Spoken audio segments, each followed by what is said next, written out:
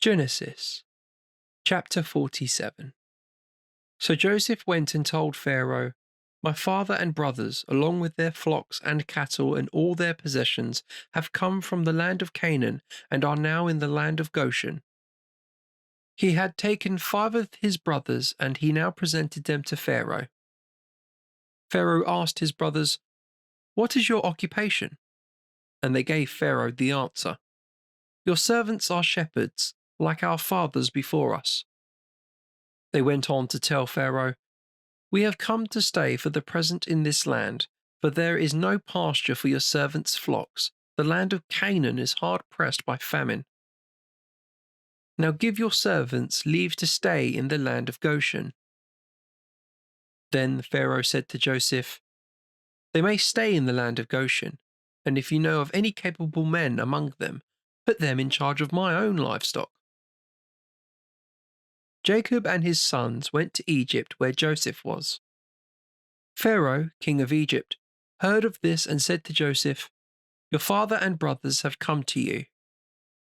The country of Egypt is open to you. Settle your father and brothers in the best region."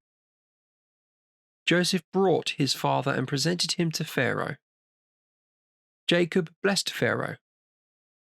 Pharaoh asked Jacob, "How many years of life can you reckon?" "My life of wandering has lasted 130 years, Jacob told Pharaoh.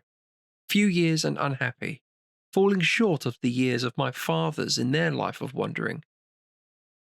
Jacob blessed Pharaoh and left Pharaoh's presence. Joseph settled his father and brothers, giving them a holding in the land of Egypt, and in the best region of the land, namely the land of Ramesses, according to Pharaoh's command.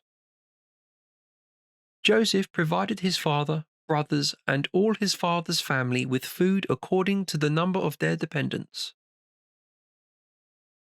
There was no bread in the whole land, for the famine had grown so severe that the land of Egypt and the land of Canaan were weakened with hunger. Joseph accumulated all the money there was to be found in the land of Egypt and in the land of Canaan, in return for the grain which men were buying, and he brought the money to Pharaoh's palace.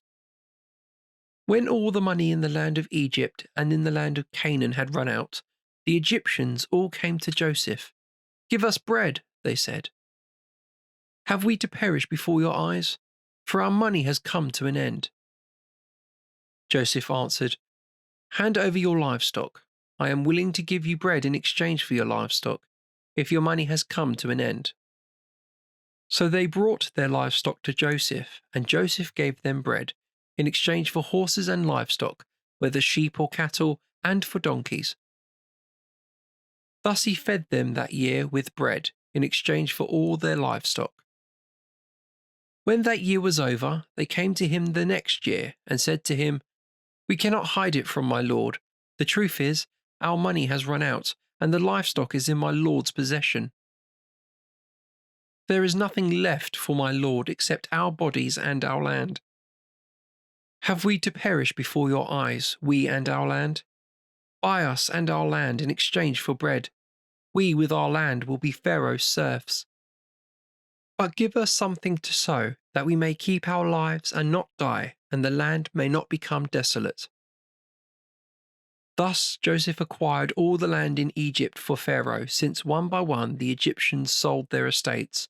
So hard pressed were they by the famine, and the whole country passed into Pharaoh's possession. As for the people, he reduced them to serfdom from one end of Egypt to the other. The only land he did not acquire belonged to the priests, for the priests received an allowance from Pharaoh and lived on the allowance that Pharaoh gave them. Therefore they did not have to sell their land. Then Joseph said to the people, "This is how we stand. I have bought you out with your land on Pharaoh's behalf. Here is seed for you so that you can sow the land. But when harvest comes, you must give a fifth to Pharaoh. The other 4/5 you can have for sowing your fields, to provide food for yourselves and your households, and food for your dependents." "You have saved our lives," they replied. "If we may enjoy my lord's favour, we will be Pharaoh's serfs." So Joseph made a statute, still in force today, concerning the soil of Egypt. A fifth goes to Pharaoh. The land of the priests alone did not go to Pharaoh. The Israelites stayed in the land of Egypt, in the country of Goshen. They acquired property there. They were fruitful and increased in numbers greatly. Jacob lived 17 years in the land of Egypt, and the length of his life was 147 years. When Israel's time to die drew near, he called his son Joseph and said to him, "If I enjoy your favor, place your hand under my thigh and promise to be kind and good to me. Do not bury me in Egypt. When I sleep with my fathers, carry me out of Egypt and bury me in their tomb." "I will do as you say," he replied. "Swear to me," he insisted. So he swore to him, and Israel sank back on the pillow.